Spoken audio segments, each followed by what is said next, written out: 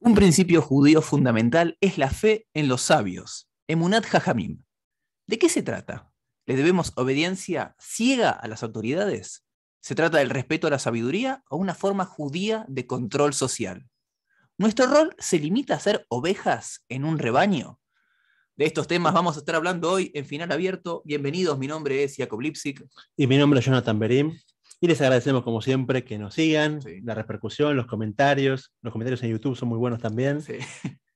Ha habido ciertas polémicas esta semana también. Los invitamos Son si todos quieren después a bienvenidos. leerlas. ¿Sí? Son todos bienvenidos. Todas las opiniones aportan y suman. Y bueno, nuestro tema, Emunat Jajamim, que literalmente es fe en los sabios. Si queremos buscar su origen, ustedes conocen o pueden empezar a conocer el Talmud, que es quizás la obra magna de la transmisión de la sabiduría judía. Esta obra toca temas de lo más diversos, desde agricultura, ganadería, relaciones personales, daños, perjuicios. Y hay un capítulo que es quizás la excepción a la regla, que en vez de estar hablando de un tratado legal, de situaciones, de qué pasa, qué no pasa, cómo se hace, cómo se cumple, es un tratado de ética, de consejos de ética, de moral para la vida cotidiana. Ese tratado se llama el Tratado de Abot, Sí. justamente que es padres. ¿Cómo lo traducís? Porque ¿Tratado? escuché ética de nuestros padres o tratado de los principios. Sí, no, la verdad es que la traducción literal sería nuestros padres o padres directamente. Pero justamente es basado en una traducción, ¿viste? Más Sí. dinámica, cosa de interpretar el contenido. Si bien el título es Abot, nuestros padres, son como el legado moral de nuestros padres. Así Sí. que puede ser cualquiera de los títulos Okay. que dijiste, ambos son válidos. Depende de qué editorial lo haya traducido. Pero en este caso, el tratado de Abbott son originalmente 5 capítulos y hay un sexto capítulo que es un anexo que se agregó, no es Mishnah, es otro nivel, de otro tipo de estudio, pero que también se incluyó y hoy en día es parte de, de todas las ediciones que conocemos del tratado, donde trae un montón de listados de características requeridas para algo. Y en un momento está hablando de qué hace falta para adquirir la Torá y hace un listado de 48 situaciones, 48 caminos, como diría caminos, Noah Weinberg. sí, 48 caminos, 48 niveles o adquisiciones que uno tiene que tener en su carácter, formas de conducta, de moral, de ética, de un montón de cosas, para llegar a entender o adquirir la Torá, o sea, esa sabiduría judía, hacerla propia. Entre estas 48, una de las que nombra es Emunat Jajamim, que literalmente es fe en los sabios. ¿Cómo se explica esta fe en los sabios? Tenemos que la interpretación más básica es que creamos en las palabras de ellos. O sea, ellos nos dicen algo, tenemos que creerle en sus palabras, incluso que no lo comprendamos. O sea, que en un momento te dice, ¿sabes qué? Obediencia total. Apagar el cerebro, escuchar lo que te dicen y obedecer. Que por eso justamente la apertura que Eso podría hiciste. creerse. Puedes creerse, sí, vamos a ver si para ese lado Claro. termina la conclusión. Y lo asocia con Moshe, así como la primera Torá que uno recibió el pueblo, fue Dios hablándole al pueblo, hablándole a todos escuchar la palabra directa de Dios, pero después le pidieron a Moshe, la voz de Dios nos revienta, Demasiado. demasiado, ya sabemos que venís en nombre de él, seguí vos. Y lo que Moshe dijo era como es la palabra divina, o sea, toda la Torá que tenemos es los libros de Moshe, de Moisés. Entonces, tenemos que ver a todo sabio, toda generación, como una continuidad de Moshe. Sí. Hay una frase muy conocida en la Torá que dice que uno tiene que seguir al sabio, incluso que él te diga sobre la izquierda, que es la derecha, o la derecha, que es la izquierda. Y como decías recién, también en el Talmud se menciona la comparación muchas veces del rabino, incluso a la altura del padre de uno, si uno como el padre, por así decirlo, el padre espiritual y el otro el padre material. Entonces está ultra presente en toda la bibliografía judía el respeto y el honor que se le tiene que dar a los rabinos y a los sabios. Obviamente el pueblo judío es un pueblo que respeta muchísimo la sabiduría, por ende el que carga con la sabiduría, que son los sabios, amerita honores y respeto. Lo que estamos discutiendo acá, o que sea planteando para abrir un poco el juego, tiene que ver con una impresión que es sumamente extendida de afuera, es si al final son simplemente ovejitas que van siguiendo al rebaño y entonces lo que dice el rabino lo hacen sin pensar, como en otros lugares puede ser el ayatollah dijo esto, vamos todos sin pensarlo, o al menos esa es la impresión que da. Si Seguro, afuera, seguramente aquel que esté de ese lado decir no, no es así, pero de vuelta, muchas veces de afuera da esa impresión, que al final ustedes no piensan nada, ponen, como decía decíamos bien recién, el cerebro en remojo, lo dejan a un costado y siguen las órdenes, algo que cualquiera que se introduzca un poco en el mundo de la Torá sabe que no es así. Pero bueno, vamos a intentar entender un poco este rol de los sabios. ¿Sí? Seguro. Hay un concepto que es muy popular, que está en todas las enciclopedias del mundo, que es el concepto de obediencia de vida, y con eso queríamos jugar Claro. con el título, que obediencia de vida, aparte de ser una ley que se sancionó en Argentina sobre justamente el principio de obediencia de vida, De la es terrible que, dictadura, sí. seguro, que la terrible dictadura que hubo en Argentina, 76-83. sí, y cuando llegó la democracia se empezó a juzgar a los criminales, porque fueron criminales, Obviamente. aprovecharon sus rangos de poder para hacer justicia por mano propia, hacer un montón de infracciones a la ley sin un proceso legal como corresponde. Injusticia. Sí, injusticia por mano propia, tal cual. Entonces, toda esta gente se empezó a ser juzgada, y empezaron a abrirse Claro. carátulas y carátulas de juicio contra todos los miembros de las Fuerzas Armadas que cometieron estos delitos. Y en un momento, en el 87, incluso en democracia, se sancionó la ley de obediencia debida que se basa en este principio. Este principio dice, mira, si vos estás en una organización y como tal sos parte de un engranaje donde tenés que responder a tus superiores, automáticamente vos no estás decidiendo hacer lo que hiciste, sino que estás respondiendo a la orden de arriba. Entonces, lo que la ley en Argentina dijo, que fue la ley 23.521, él dijo, ¿saben qué? Llegamos hasta el rango de coronel. De coronel para arriba pueden ser todos juzgados, pero coronel para abajo todos tienen derecho a decir obediencia debida. Yo solamente cumplía las órdenes de mis superiores, entonces por lo tanto dejar de ser punibles, dejar de ser justiciados, de ser castigados por la ley, por todo terrorismo de Estado y todo lo que hayan cometido, tanto en la dictadura como previo en el terrorismo de Estado también. Entonces, esta ley decía justamente este principio. Uno viene a obedecer. Entonces yo como cabo, como sargento en el ejército, ya no estoy pensando más. Yo ya no decidí eliminar a esa persona o apropiarme de cierto bien. Simplemente obedecí a mi superior, que obedeció a su superior, entonces no me juzguen a mí. Yo estoy como parte de un engranaje. Ahora, por otra parte, también vemos en el Talmud muchas veces que hay una frase muy conocida que se menciona varias veces en el Talmud, que es, bueno, tenés las palabras de tu amo y las palabras del alumno de quien escuchas, ¿sí? Tenés las palabras de Dios que te dijo que tenés que cumplir con ciertas cosas. Y por más que alguien te diga algo en el medio, si no se condice con la palabra divina, es decir, con la salahot, con las leyes, al final uno no tiene que seguir necesariamente lo que le dijo aquel que aparentemente es superior a él. ¿A dónde estoy yendo? A que la Torah es, por sobre todas las cosas, un libro y un compendio de leyes también expresado en el Shulchan Aruch y distintos tratados, que está entregado para personas con intelecto. Es más, mucha gente cuando no tiene problemas intelectuales serios están eximidos de cumplir con las leyes, con lo cual la persona para cumplir la Torá tiene que pensar por sí mismo, tener independencia de criterios también. Ahora, es inevitable también comprender la función del rabino, del sabio que nos enseña. Entonces, es cierto que hay rangos, porque termina siendo así. También en el mundo judío nos movemos mucho con aquel que dice el dictaminador alágico de la generación, el líder espiritual de la generación, y esto es cierto, y en muchos criterios siempre dice, bueno, uno tiene una pregunta, supongamos, ya sea personal o de decisión, bueno, tenés que preguntarle a alguien muy sabio. Me ha ocurrido estar con amigos en que preguntaban tal vez a un rabino alguna decisión, por ejemplo, un conocido mío tenía la duda, bueno, me ofrecieron un cargo en el exterior, irme a trabajar al exterior o no, le preguntó a un rabino que compartíamos y él dijo, no, eso es una pregunta para hacer a una persona más grande que yo.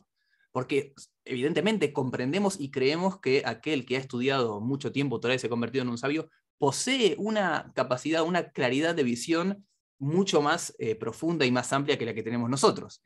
Eso no implica que hay muchas situaciones en las cuales no hay pregunta. Y no por eso uno va a anular su intelecto en base a lo que diga otra persona. Seguro. Lo que tiene de bueno esto es que todo el organigrama que uno crea no es un organigrama arbitrario. O sea, el que lo nombraron coronel y otro sargento y otro general es porque por sus proezas o por sus contactos. Acá estamos hablando de un organigrama cultural, un organigrama basado en sabiduría. Entonces, primero que está bueno porque se puede autogestionar. O sea, uno puede saber quién sabe más que uno y quién sabe menos que uno por sus obras, por sus conocimientos. Incluso hay gente que corrige obras de otros. Dice, ¿cómo puede ser? El autor fue el otro, sí, pero te das cuenta que no, lo que planteó tiene una incoherencia, entonces tenemos una opción de corregirlo. Justo estaba leyendo hace poco Julio Verne, La Vuelta al Mundo en 80 días, y de repente vi que el que lo tradujo al español cometió un error. Tradujo el nombre o sea, un personaje habla con otro y los dos personajes se llaman muy parecidos, uno Fogg y otro Fix. Okay. Dice, ¿por qué Fix? No sé qué, le dijo a Fix. de vuelta al mismo nombre, que te estás equivocando. Entonces, una persona con un mínimo de conocimiento, si está en una actitud activa intelectualmente frente a la obra, va a poder criticar la obra, corregirla. Y así lo mismo con el organigrama que estamos queriendo crear, que es un organigrama de sabiduría. Entonces, yo realmente puedo darme cuenta quién sabe más y quién sabe menos. Cuanto más sepas, más vas a poder entender cuánto más o cuánto menos sabe el otro, pero estamos hablando que es un organigrama que no es arbitrario, entonces también está bueno saber que el que está como en ese puesto de rabino se espera o se supone que va a estar en una autoridad mayor intelectual, por lo tanto, ese consejo va a ser mucho más empapado de las raíces judías que queremos, las cuales queremos vivir, que la opinión de uno. Ahora, también me parece que tenemos que definir dos temas, que es, quizá lo que yo intentaba mencionar antes, que es qué es pregunta y qué no es pregunta. Es decir, el rabino o el líder espiritual evidentemente es una fuente de sabiduría a la cual uno puede acudir, sobre todo cuando tiene alguna duda. Pero no cualquier tipo de situación es motivo de pregunta al rabino. Por ejemplo, me contaban que algo era muy frecuente en algunas comunidades. Creo que es más extendido en Sudamérica, donde hay muchas veces una impronta muy fuerte del líder comunitario respecto de los integrantes de la comunidad, pero tal vez se extiende a otros lados también. Que, por ejemplo, le preguntaban al rabino, bueno, ¿de qué color tengo que pintar mi casa? Pintarlo de verde. Esas son preguntas que no tienen nada que ver con una cuestión alágica. Es decir, los sabios son fuente de sabiduría cuando tengo una duda. Cuando preguntarle de qué color voy a pintarle mi casa es anularme absolutamente algo que, por un lado, estoy prácticamente seguro de que ni siquiera el rabino quiere eso de los integrantes de su No comunidad. debería quererlo. O al menos, claro, no debería quererlo, ¿sí? Porque esto también nos lleva un poquito más a cuál es el rol de un rabino. Evidentemente el rol de un rabino, como todo maestro, como una guía, lo que tiene que buscar es la independencia, intentar que el integrante de la comunidad o el alumno empieza a soltar la mano, ¿sí? Uno lo va acompañando, lo va formando, pero ya después uno va, como alumno, como seguidor de esta persona, va agarrando criterios y va aprendiendo, bueno, cómo poder dirimir y cómo poder definir cuestiones y no molestar, por así, como usando un ejemplo, ¿no? Pero no acudir constantemente, decir, hay que cortar el cordón. ¿Sí? Seguro, seguro. De hecho, me contaron una historia de un rebe hasídico que vino una familia que tenía un hijo con un problema y tenían que operarlo, y el doctor dijo, hay que operarlo, y fueron a lo del rebe, a lo del maestro, el líder espiritual, y preguntarle si operar o no operar. Dijo, el doctor dijo que operen. ¿Qué me preguntan a mí? Claro. Esa es la respuesta correcta. Y después dijo, ¿quiere una bendición? Bueno, yo les doy una bendición, que salga todo bien. Como que la parte de bendición espiritual, sí, vengan conmigo, pero si ya la autoridad médica dijo que hay que intervenir, hay que intervenir. No es la autoridad, el rabino no es doctor, el rabino no es farmacéutico y el rabino no es economista. Claro. Entonces hace falta saber en qué roles y en qué aspectos uno puede tomar ese consejo del rabino y qué le va a aportar a su decisión y que no pierda el rol, no pierda el orden de los factores, o sea, de la importancia. Hace poco me pasó con una alumna embarazada, me preguntó si darse la vacuna Pfizer para el coronavirus o no. Digo, escúchame, habla con tu obstetra y que él te diga. Entonces, según cada criterio de cada doctor, no es una pregunta rabínica. Después puede haber una pregunta rabínica, no sé, solo hay turno en Shabbat, entonces claro, puedo darme la vacuna en Shabbat. O sea, que hay cosas que es donde se entrecruzan realmente las situaciones. Quizás hay gente que pregunta porque no sabe hasta qué punto se entrecruzan y está bueno que el rabino también los guíe. ¿Sabes qué? Esa pregunta, como dijiste vos, no es pregunta. Eso anda a consultarlo al profesional a cargo y ver ese consejo que te va a dar apropiado a la materia y no preguntar rabino por defecto. Hay una situación en el Talmud, voy a decir los nombres, pero no estoy seguro. ¿Sí? Aquí es cuando confieso que en la preparación, aquí me olvidé de fijarme bien, creo que eran Rabbi Zeira y Rabbi Yehuda, pero ya, como decíamos antes, puede mandar comentarios y decir, no, te equivocaste, sos un burro, ¿cómo? Pero me parece, voy a ir con mi intuición, me parece que era Rabbi Zeira, que quería, estaban en Babel y quería venir a la tierra de Israel en la época del Talmud, y estaba evitando encontrarse con Rabbi Yehuda, que era su rabino. Si son los nombres cambiados, cambien los nombres, pero digamos, un alumno que era un alumno muy sabio, quería venir a la tierra de Israel, y su maestro, que también era sabio, estaba aparentemente en contra, y este alumno estaba intentando evitar encontrarse a su rabino. ¿Por qué? Porque si sabía que si le iba a decir que iba a ir a la tierra de Israel, se iba a poner en contra. Entonces, ¿cuál es el análisis de ahí? ¿Cómo puede ser? Si tenés que preguntarle al rabino, no. El análisis de ahí del estudio ese tiene que ver con que Rabbi Zeira tenía un criterio propio, había estudiado, obviamente, había estudiado el tema y consideraba que era apropiado para él venir a la tierra de Israel, con lo cual no tenía una pregunta hacia su rab, no tenía una pregunta para su rabino. Ahora, y también con esto quiero abrir un poco el juego para otro lado, esto no quiere decir llevarlo al otro extremo, que es, bueno, yo al final puedo volver cualquier cosa, yo puedo decidir y al final no le pregunto nada a los rabinos. porque, como decíamos antes y como decía bien Jonathan, hay una cuestión de rangos y hay aparte leyes muy claras. Es decir, el pueblo de Israel se mueve detrás siguiendo un código de leyes. Entonces yo no puedo decir, no, me parece que interpretaron mal cuando el rabino Yosef Karo escribió Shulchan Aruch, estaba equivocado, no sé. Para mí que quiere decir otra cosa. Son temas que se tocan muchas veces porque, por un lado, es respetar a los rabinos, saber evaluar cuando una pregunta y cuando no, pero obviamente el honor a la sabiduría y entender que en cuestiones espirituales y alágicas saben más que nosotros y cuando hay consulta, hacerla quienes saben de verdad y no simplemente como los que se mueven por intuición, eso seguro que hay que tenerlo claro. Seguro. Y bueno, y ahí también surge el tema de la validez de cada autoridad. Entonces, entender que hay como distintos niveles de legisladores, rabinos, varios niveles, y hay gente que habla en nombre del judaísmo sin saber nada, de repente, o gente incluso que se dice rabino y tampoco sabe. Hay que saber de cada uno, y si uno no sabe, preguntar a alguien que sabe más que uno, escúchame, vos que sabes más que yo, lo que está diciendo esta persona, ¿es acorde a las leyes del judaísmo o no? Entonces, si no viene cualquiera y dice, yo soy rabino, yo soy autoridad judía, digo que es así. No, como dijiste vos, hay que basarse en lo previo, también lo que asociamos antes con el Moshe. Tenemos una cadena milenaria de transmisión. Eso quería decirte, perdón que te interrumpa, pero tengo miedo que se me vaya. Hoy estaba justo leyendo el Aruch HaShulchan, que era una autoridad alágica, en la sección que se refiere a las leyes para ser un dayan, para ser jueces. ¿Sí? Y ahí enumera las características que hay que tener, y ahí explica cómo todo empezó en realidad con una cuestión de que iban nombrando desde Moshe Rabbeinu, después le nombró a Yoshua y a los 70 sabios. ¿Para qué los nombró? Porque ellos ahora son los que pueden nombrar. Y hay toda una cadena que se va siguiendo, en donde el rabino le dice al alumno que, bueno, ahora vos podés dictaminar, y esto se va siguiendo siempre. No es que una persona de pronto se levanta y lee un par de libros, le suma un poquito de autoayuda y de pronto ya está, abrimos una comunidad y empezamos a dar consejos, porque obviamente a veces es difícil digamos, percibirlo, porque cuando alguien va a hablar en una ley, por ejemplo, una ley física, bueno, ves ahí el castigo y la cuestión de que tiene que ver con las jurisdicciones y demás.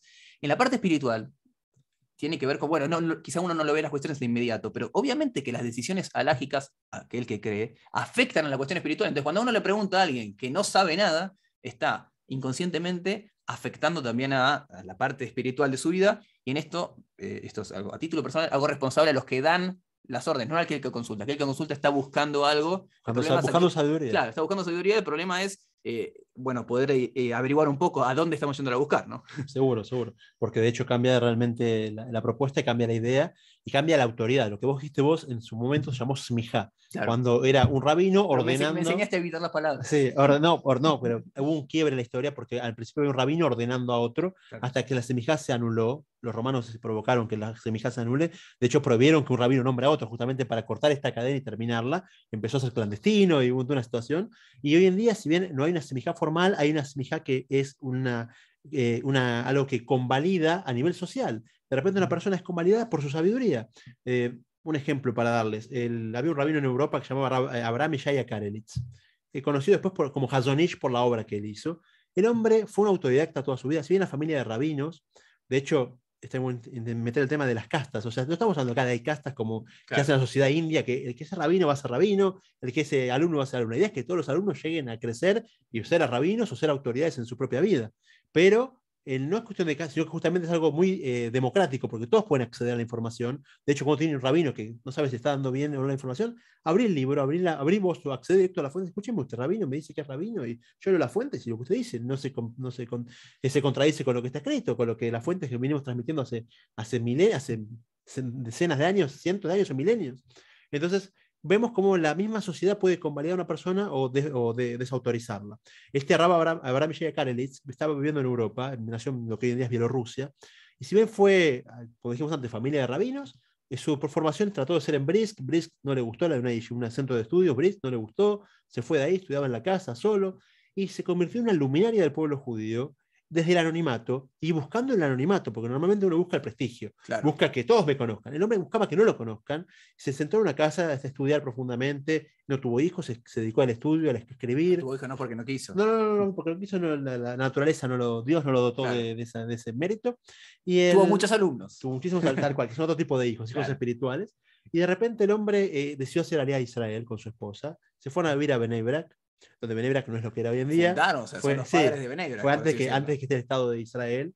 Ya tenía contacto con el Rab Oizer Groshinsky, que era uno de las autoridades más grandes de Europa, y él lo conocía, ya sabía de quién estaba hablando. Era un joven, pero que realmente era una autoridad fenomenal en lo que el judaísmo respecta. Hizo alía a Israel, y cuando llegó acá era un desconocido. Y en un momento la gente de acá de Jerusalén le mandaban cartas a Rab Groshinsky en Europa para que les conteste. Y él dijo, yo ya no les contesto más. Está Abraham Kalisz en Israel, pregúntenle al directo. Y fueron a preguntar a él, y él se negó. Yo no No sé nada. sigo le preguntando a Raboiser, a Rabo Groshinsky en Europa. ¿Qué tengo que responder yo? Él le mostraron la carta de Rabo Groshinsky que decía, no pregunten más a mí, pregúntenle a él. Y ahí no le quedó más remedio que aceptar ese cargo que no quería tener, que de hecho fue un cargo social, porque nunca cobró por eso, no fue rabino de un lugar. Entonces, son autoridades que surgen en base al conocimiento puro. Perdón, y él revolucionó la vida religiosa aquí en Israel. ¿Sí? Cómo la ciudad de Bnei Brak creció, se convirtió en el líder espiritual, fomentó también a veces vínculos políticos, cómo la sociedad religiosa se paraba frente al Estado. Seguro. Y buscó el anonimato, digamos, le cayó encima el peso de la responsabilidad del pueblo de Israel. Tal cual, pero no porque la buscó. Claro. De hecho, el Talmud dice: quien huye del cabo, quien huye de los honores lo persiguen. Y realmente es un honor que cae en la autoridad por la sabiduría que tiene. De hecho, tuvo reuniones con Ben Gurión en su momento. La famosa reunión con Ben Gurión, donde Ben Gurión era una persona que no se dejaba aconsejar por nadie, una persona con ideas muy claras, pero ahí fue a reunirse y a hablar de varios temas, entre otros el tema del servicio militar obligatorio. Entonces vemos cómo la autoridad recae sobre la gente sabia. Entonces no es que nadie lo buscaron, o es contactos o política, sino que esta autoridad rabínica, que de hecho muchos ni siquiera tuvieron esta famosa smijá, donde dijeron: usted pasó el examen, rindió, aprobó, usted es rabino. No, de repente publica su obra, la gente queda fascinada por los descubrimientos y la lucidez con la que analiza los temas, y ahí de repente se hace famoso en el mundo. Hasta ese momento era un anónimo total y lo conocían solamente sus cercanos. Yo quiero mencionar, antes de cerrar, no quiero olvidarme de esto. Por un lado, el Rab Dessler, Rab Eliyahu Eliezer Dessler, escribe mucho respecto de cómo la Emunat Jajamim, es decir, el respeto y la creencia, sobre todo y la fe en que los sabios saben de lo que hablan, es la amalgama del pueblo de Israel. Es decir, la creencia y el respeto que nosotros le damos a aquel que sabe. Eso es fundamental para aquel que tiene emuná. No solamente creemos en Dios, sino que también creemos en aquel que posee sabiduría, le damos el respeto y le damos su lugar en la sociedad. Y otra cosa que quiero mencionar es que me parece interesante que muchas veces los sabios, los grandes líderes del pueblo de Israel, son personas que, esto siempre lo hablaba con un amigo, son personas que si tuvieran que aplicar a un empleo quizás no lo conseguirían, porque son personas que tienen más de 70 años, ¿sí? En muchos casos están obviamente se dedicaron simplemente al estudio de Torah y demás cuestiones, y ellos son las personas que rigen y que lideran al pueblo. El espacio que la juventud le da a los ancianos y los sabios es algo que no se encuentra tan frecuente en el resto de la sociedad. Esto para mí me parece como admirable. Un ejemplo muy simple es, quizá en otros ámbitos, un joven podrá tener el póster de algún deportista, de algún músico. En las casas en donde la Torá tiene un espacio importante, las fotos que están colgadas son las fotos de rabinos que tienen de barba blanca, personas que no necesariamente ganaron concursos de belleza, ni mucho menos, pero eso creo que es admirable también incluso en la juventud, porque muchas veces se critica cómo hacia afuera hay una falta de respeto hacia la segunda, tercera edad. El respeto a los mayores parece algo como que quedó de modé, es algo que pasaba en otras generaciones. En el mundo de la Torá, es prácticamente, si no tenés 60, 70 años, no podés empezar a discutir los temas importantes. Te falta, como por así decirlo, te falta tomar la sopa todavía para sentarte y discutir. Entonces, el espacio y el respeto que entre todos los integrantes del pueblo de Israel le damos a la sabiduría, también nos permite mantener el respeto a los ancianos, a los mayores, y comprender que la sabiduría es algo que es un proceso. O en la sociedad hoy, en donde todos queremos las cosas de manera inmediata, todo inmediato, todo ya. La sabiduría es un proceso, uno va ganando no solamente información, sino la capacidad de discernir y la capacidad de analizar, y creo que cuanto más nosotros le damos el espacio y la emuná a los sabios, más estamos fomentando esto de que, mira, no es todo inmediato, en el mundo de Torah es un proceso paulatino, siempre buscar el crecimiento, y además también es un mensaje: nunca es tarde. También. De hecho, un ejemplo de esto, uno de los, quizás el último gran adorador de los años que ya falleció, fue Rav Steinman. Rav Steinman murió, vivía también en Bnei Brak, murió con 103 años.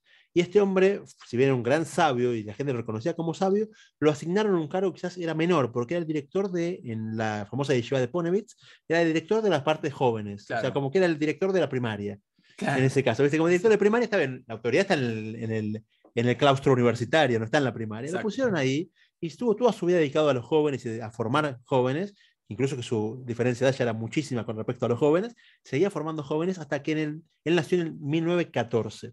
En el 2012 murió Rabbi Elyoshev, que es la autoridad Claro. más grande hasta el momento, y legó en él, le pasó el testigo. O sea que el hombre, siendo un director de escuela, llamémoslo así para Claro. entenderlo en lenguaje público, popular, con 98 años recibe el bastón de mando del pueblo judío y dice, ¿sabes qué? Por favor, a partir de ahora, da los consejos vos. Y es una persona que a los 98 decís que la persona, uno diría que diría, ya Claro. tiene que estar recontra, ya jubilado varias veces, ¿viste? No una vez sola. Y este hombre ahí empezó su vida pública en el cargo más alto. Dejó Miami, donde estaba retirado, y vino para... Sí, no. También es otra cosa eso. Yo fui a verlo a la casa y veías la casa y tenía lo que... Bueno, acá, eso sí es otro para... una cosa de humildad y Tremendo. uno busca siempre que la gente con importante busca que incluso su oficina imponga. Lo tenga un buen sillón, un escritorio gigante, mesas, sillas, bibliotecas. Vos vas a las casas de estos hombres y ves que su vida es Torá y sabiduría y no bienes materiales, comen lo básico y sus recursos son mínimos y ves que los muebles se destartalan en la casa. Está lleno de libros. Todo el libro empapelado con libros, tal cual que parecería, si hubiera comprado un papel de libros, no sería tan grande, tan densa las paredes como la cantidad de libros que tienen. Y vemos que justamente es esto, es ver el ejemplo en su persona, en su forma de ser y en su sabiduría. Buscamos sabiduría. Entonces, como si yo quiero sabiduría, me apego a quien es más sabio que yo. Sí. Y ese es justamente el mensaje de este. No buscamos una obediencia, sino que justamente alguien que es más sabio que yo, que tiene más experiencia que yo, me pueda aconsejar y me pueda guiar para que tomar mis decisiones que sean lo más cercanas a lo que el judaísmo transmite y transmitió toda la vida. Bueno, me parece que hasta aquí llegamos hoy, entonces gracias por acompañarnos como siempre. Pueden seguirnos en las redes sociales, pueden compartir el video, le agradecemos si lo hace, fomenten esto porque, como decíamos en su momento, al igual que el tránsito, esto lo hacemos entre todos. Muchas gracias por estar ahí, así que será hasta la próxima entonces. Así es, nos vemos la semana que viene.